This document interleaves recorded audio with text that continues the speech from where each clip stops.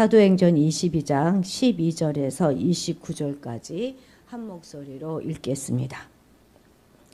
율법에 따라 경건한 사람으로 거기 사는 모든 유대인들에게 칭찬을 듣는 아나니아라 하는 이가 내게와 곁에 서서 말하되 형제 사울아 다시 보라 하거늘 즉시 그를 쳐다보았노라.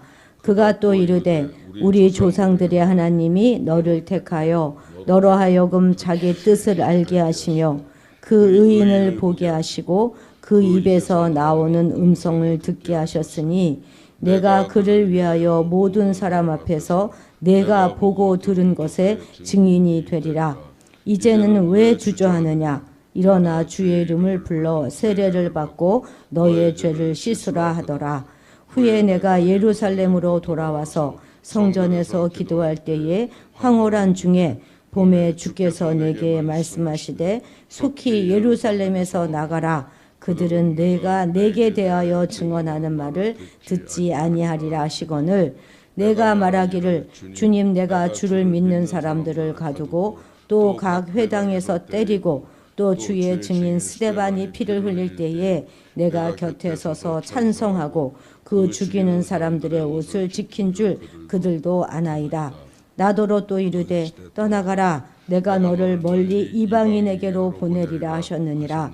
이 말하는 것까지 그들이 듣다가 소리질러 이르되 이러한 자는 세상에서 없애버리자. 살려둘 자가 아니라 하여 떠들며 옷을 벗어 던지고 티끌을 공중에 날리니 천부장이 바울을 영내로 데려가라 명하고 그들이 무슨 일로 그에 대하여 떠드는지 알고자 하여 채찍질하여 신문하라 한데 가죽줄로 바울을 매니 바울이 곁에 서 있는 백부장도로 이르되 너희가 로마 시민 된 자를 죄도 정하지 아니하고 채찍질할 수 있느냐 하니 백부장이 듣고 가서 천부장에게 전하여 이르되 어찌하려 하느냐 이는 로마 시민이라 하니 천부장이 와서 바울에게 말하되 내가 로마 시민이냐 내게 말하라. 이르되 그러하다. 천부장이 대답하되 나는 돈을 많이 들여 이 시민권을 얻었노라. 바울이 이르되 나는 나면서부터라 하니 신문하려던 사람들이 곧 그에게서 물러가고 천부장도 그가 로마 시민인 줄 알고 또 결박한 것 때문에 두려워하니라. 아멘. 아멘. 오늘 본문은 이제 바울의 세 개의 자기 변론 설교가 있는데 자기 변론을 3번 하거든요. 그 3번의 자기 변론 설교 중에서 첫 번째 그 설교의 후반부에 해당합니다. 어제와 이렇게 연결되는 것이죠. 이 첫 번째 변론은 담의 세계에서의 계시. 우리가 너무나 잘 알고 있잖아요. 그리고 그 뒤에 17절 이후부터는 성전에서 경험한 계시, 2번의 계시 사건을 다루고 있습니다. 이 두 사건을 통해서 청중 유대인들을 향해 간접적으로 회개를 촉구하고 있는 것이죠. 바울은 자신을 택한 분이 바로 우리 조상들의 하나님이시고 또 그들을 죽인 예수는 죄인이 아니라 의인이었다 이렇게 말하고 성전에서 바로 그 예수가 나에게 계시를 주었다 이렇게 증언하고 있습니다. 바울은 단순히 과거에 특별했던 그런 개인적인 사건을 그런 사적인 경험을 간증하고 있는 것이 아니라 예수를 죽인 이스라엘을 정죄하고 그들이 돌이켜 예수님의 이름으로 구원을 얻도록 지금 전하고 복음을 전하고 있는 것이죠. 우리는 바울이 예수를 의인이다 이렇게 말하는 것까지는 그냥 참아줄만 했을 것입니다. 그러나 성전 계시의 주체로 예수를 지목하여 언급하자 이미 이내 폭발하고 맙니다. 천부장은 바울을 데려가서 채찍질하고 신문하도록 명령하지요.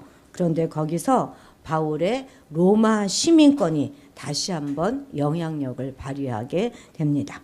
자, 우리 12, 13절 같이 읽겠습니다. 12, 13절입니다.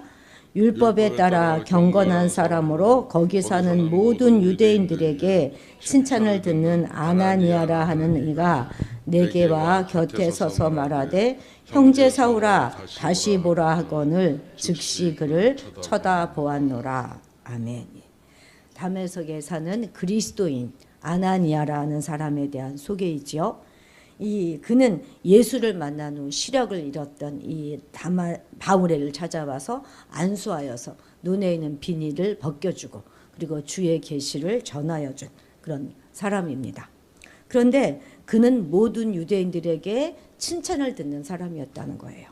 그는 율법에 따라 하나님을 잘 경건하게 섬기는 사람이었습니다. 뿐만 아니라 이웃도 잘 섬기는 사람이었기 때문에 모든 유대인들에게 평판이 아주 좋은 사람이었던 것이죠. 그렇습니다. 성도는 항상 신앙 안에서 두 가지의 덕목이 잘 조화를 이루고 있어야 하는 것입니다. 근데 그것이 바로 그 두 가지의 덕목이 뭐냐면 이 경건과 덕인 것입니다. 경건은 하나님과 나 사이의 관계에서 필요한 것이고 덕이라고 하는 것은 사람과 사람 사이에서 꼭 갖추어야 될 성품입니다. 이 두 가지가 잘 조화를 이루어야 하는 것입니다. 어떤 이들은 하나님과의 관계만 잘 해놓으면 사람과의 관계는 뭐 그렇게 중요하지 않다 이렇게 말하는 사람들도 있죠.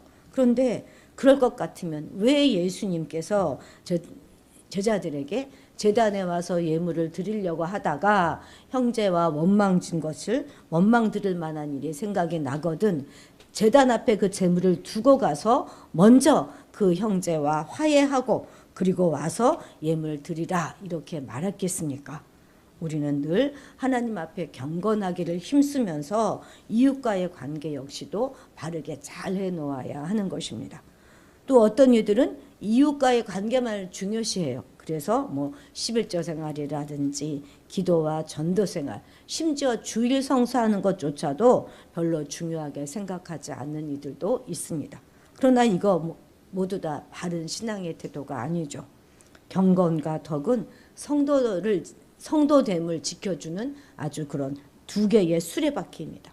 그리고 이것이 바로 십자가의 원리인 거예요. 수직관계, 수평관계. 이 모든가 다 중요한 것입니다. 만일 이 두 가지 중에 어느 한 가지가 무너지게 되면 제대로 작동하지 아니하면 균형이 깨지게 될 수가 있습니다. 우리가 왜 장거리 여행을 계획하게 되면 무엇부터 합니까? 가장 먼저 자동차 바퀴에 공기압부터 체크하지 않습니까? 왜 그렇게 합니까? 달리는 자동차의 공기압이 서로 다르거나 또는 어느 한쪽이 현저하게 차이가 나게 되면 그 자동차는 사고가 날 확률이 크기 때문에 그렇습니다. 그러니 우리 신앙생활에 수레바퀴가 될 수 있는 이 경건과 덕의 균형을 우리는 절대 무시해서는 안 될 것입니다. 우리는 하나님을 향한 경건과 또 이웃을 향한 덕이 잘 조화를 이루어서 하나님께 귀하게 쓰임받는 참 신앙인이 되어야 할 것입니다. 우리 16절도 같이 읽어보도록 하겠습니다. 이제는 왜 주저하느냐? 일어나 주의 이름을 불러 세례를 받고 너희의 죄를 씻으라 하더라. 아멘. 무슨 말입니까? 주저하지 말고 신앙의 결단을 내려라 이렇게 촉구하고 있는 것이죠. 이는 바울이 당시에 얼른 결단을 내리지 못하고 망설이고 있었다 하는 것을 반영해 주는 것입니다. 우리는 왠지 바울이 처음부터 딱 결단력 있게 복음을 착착착착 받아들이고 그리고 막 확 180도로 변해가지고 전도자의 삶을 살아갔을 것이다 이렇게 생각하는데요. 바울도 처음에는 결단하지 못하고 머뭇거리고 있었다는 거예요. 오히려 좀 인간적으로 보이지 않습니까? 그런데 왜 이렇게 위대한 바울이 주님의 음성을 듣고도 머뭇거리고 망설이고 있었을까요? 그는 이제까지 유대교 내에서 탄탄한 기반을 갖추고 있었던 사람입니다. 미래가 확고히 보장되어 있었어요. 그런데 그의 계정은요, 이 모든 것을 다 상실하는 것을 의미하는 것입니다. 거대한 유대교를 적으로 돌려놓는 일인 거예요. 어찌 그가 망설이지 않을 수가 있었겠습니까? 사실 누구보다도 용이 주도한 바울이 아니겠습니까? 우리가 얼마나 이거 충분히 공감이 됩니다. 우리라도 그러지 않았겠습니까? 그런데 그런 하나님을 향해서 아나니아를 통해 하나님이 들려주시는 말씀은 거의 책망에 가깝다는 거 느껴지지 않습니까? 이제는 왜 주저하느냐? 신앙적 결단을 해야 하는 그 지점에서는 주파나를 튕겨서는 안 된다는 것입니다. 백날 첫날 시간적 여유를 가지고 계산기를 아무리 두드려도 절대 답이 나오지 않는다는 것입니다. 그래도 불구하고 마귀는 자꾸 우리 머릿속에 계산기부터 탁 디밀지요. 계산해 보라는 것입니다. 마귀는 일단 계산부터 하고 결단은 나중에 해도 늦지 않는다, 이렇게 말하고 있지요. 결국 마귀가 의도하는 것은 무엇입니까? 세월만 허비하게 만드는 것입니다. 마귀가 태세 전환한 지 오래입니다. 시대적 상황에 맞게 그의 전략을 바꿨어요. 반대와 박해에서부터 지연과 관망의 자세로 바꾸었던 것입니다. 지연과 관망, 이건 말하자면 신중함을 말하잖아요. 얼마나 멋있어 보입니까? 지혜 있어 보이고 지성적으로 보이고 예의 있는 것처럼 보입니다. 심지어 이것은요, 겸손한 것처럼 보이기도 합니다. 그런데 바로 그 때문에 구원받을 기회를 놓치게 되는 것입니다. 직분을 받으라고 하면 뭐라고 해요? 나중에 받겠다고 하죠. 봉사를 하라고 하면 조금 더 있다가 다음에 한다고 합니다. 무엇이든지 안 한다고는 안 해요. 나중에 다음에 하겠다고 말합니다. 이런 성도들에게 하나님께서는 무엇이라고 말씀하십니까? 이제는 왜 주저하고 있느냐? 이렇게 질책과 서운함에 담긴 그런 말씀이 우리 귀에 들리는 듯하지 않습니까? 결단의 순간에 망설이지 않는 여러분들이 되시기를 바랍니다. 하나님의 부르심에, 하나님의 명령에, 교회의 권고에 예로 즉각 순종할 수 있는 여러분들이 되시기를 바랍니다. 18절 같이 읽겠습니다. 봄에 주께서 내게 말씀하시되 속히 예루살렘에서 나가라. 그들은 내가 내게 대하여 증언하는 말을 듣지 아니하리라 하시거늘. 아멘. 이 떠나가라 하는 명령을요, 여기서 한 번 하는 것이 아니라 21절에도 한 번 더 나옵니다. 그 이유가 무엇입니까? 그들이 내게, 바울에게 바울이 내게 대하여 증언하는 말을 듣지 않을 것이기 때문입니다. 복음은 거부하는 자에게 더 이상 연연하지 않고 무서울 정도로 떠나가 버립니다. 우린 그걸 알고 있어야 돼요. 유대인들이 복음을 거부하자 당신의 위대한 복음 전도자에게 이들에게서 떠나라, 이렇게 명령하시는 것입니다. 하나님께서는 아모스 선지자를 통해서도 사람이 이 바다에서 저 바다까지, 북에서 동해까지 비틀거리면서 여호와의 말씀을 구하려 할지라도, 그렇게 왕래할지라도 얻지 못할 것이다, 이렇게 말씀하셨어요. 떠나가 버리셨으니까. 호세아 선지자를 통해서는 말씀을 버린 이스라엘이 양떼와 소떼를 끌고 와서 내게 제사를 드리고 나를 만나러 올지라도 만나지 못할 것이다, 이렇게 말씀하셨습니다. 왜요? 이미 하나님이 저들을 떠나버리셨기 때문입니다. 은혜의 복음이라고 해서 언제나 우리를 기다려주는 것은 아닙니다. 우리 영혼에 대한 뜨거운 사랑과 복음을 우리가 열심히 전해야 하겠지만, 그가 끝내 복음을 거부하고 은혜 받기를 거부하는 그런 사람으로 판명난다면 안타깝고 불행한 일이지만 하나님께서도 그를 버리십니다. 정말 무서운 일 아니겠습니까? 복음이 그를 떠나가는 거예요. 그래서 성경은 종국적으로 우리에게 무엇을 가르치고 있습니까? 지금이 은혜 받을 때라는 거예요. 오늘이 구원의 날이라는 것입니다. 그래서 우리는 다음에 은혜 받겠다 하는 생각을 버려야 하는 것입니다. 다음에 복음을 받아들이겠다 이렇게 생각하지 말아야 하는 것이죠. 기회는 지금뿐입니다. 지금 사모하고 지금 받아들이고 지금 은혜를 받는 현명한 여러분들이 되시기를 바랍니다. 22, 23절도 한 번 더 읽겠습니다. 22, 23절 시작. 이 말하는 것까지 그들이 듣다가 소리질러 이르되 이러한 자는 세상에서 없애버리자, 살려둘 자가 아니라 하여 떠들며 옷을 벗어 던지며 티끌을 공중에 날리니. 아멘. 무리는 여기까지 듣고 더 이상 견디지 못하고 폭발하고 맙니다. 특별히 성전 환상에 관한 이야기는 무리의 경로를 아주 그 경로에 기름을 끼얹는 것과 같았습니다. 성전은 이스라엘 역사상 하나님의 신탁이 흘러나오는 가장 거룩한 계시의 장소 아니겠습니까? 그리고 그 거룩한 영광스러운 그 계시가 바울 개인에게 임했다 하는 것을 이들은 도저히 믿을 수 없었고 너무나 못마땅한 것입니다. 더욱더 분노의 도화선에 불을 붙인 것은 다름 아닌 그 계시의 주체가 예수였다는 데 있었습니다. 유대인이 자신들이 죽였던 그 죄인 예수가 거룩한 성전에서 계시를 주신다니 이게 얼마나 가당치 않은 일이고 또 이것이 얼마나 언어 도단이고 또 거룩하신 성전과 하나님에 대한 명백한 신성 모독이겠습니까?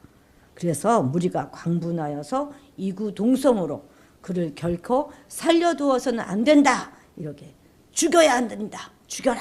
이렇게 외친 것입니다.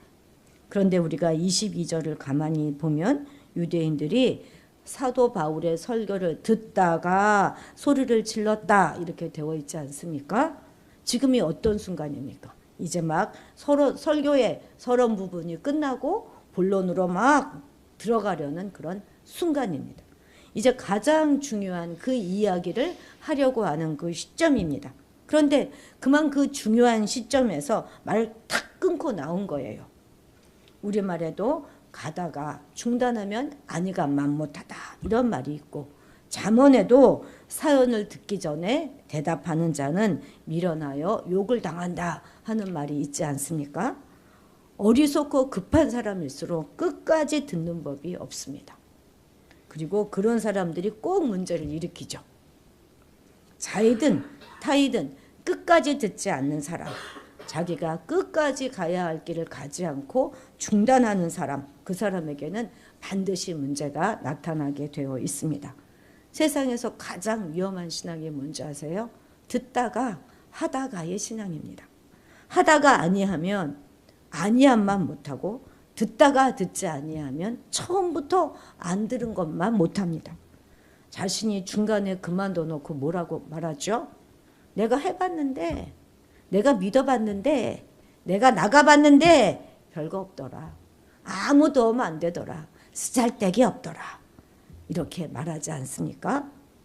듣다가 듣지 아니하면 아는 진리에 도달할 수 없고 결국 그릇된 길로 가게 되어 있습니다. 하나님의 말씀에 순종하기로 우리가 결단하였으면 끝까지 순종하십시다. 직분을 받았으면 끝까지 충성해야 하는 것입니다. 11조와 성수주일 하기로 결단했으면 주님이 오시는 그날까지 끝까지 우리 하십시다.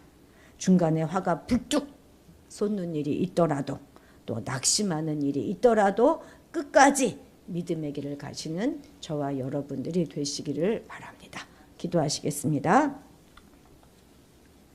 하나님 아버지, 우리 신앙의 균형과 조화를 잘 이룰 수 있도록 도와주셔서 하나님께 거룩한 믿음으로 서며 이웃들과 건강한 덕으로 관계 맺는 우리가 되게 도와주옵소서.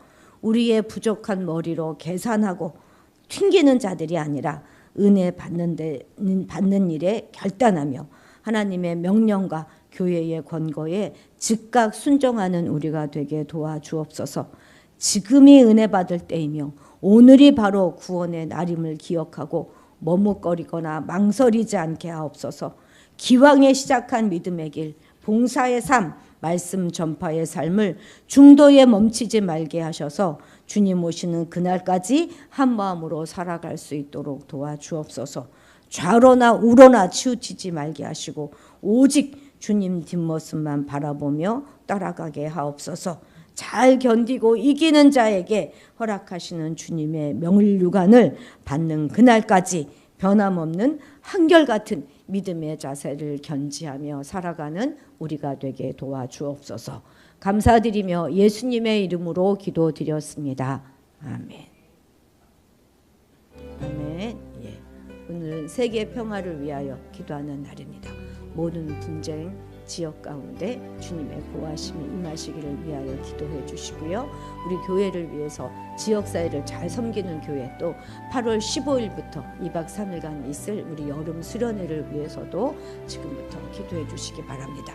많은 사람들이 같이 참여할 수 있기를 위하여 기도해 주시고 아무 사고 없이 잘 다녀올 수 있도록, 또 우리가 이제 그 수련회를 하면 많은 그런 경제적인 것들이 필요한데 그런 것들도 잘 채워질 수 있기를 위해서 기도해 주시기 바랍니다. 예, 가정의 복음화를 위해서도 기도해 주시고, 오늘 수요 예배 있습니다. 예배 가운데 함께 하시고 또 우리 이용기 목사님에게도 기도해 주시면 좀 감사하겠습니다. 우리 주님의 이름을 크게 부르고 기도의 자리로 나아가도록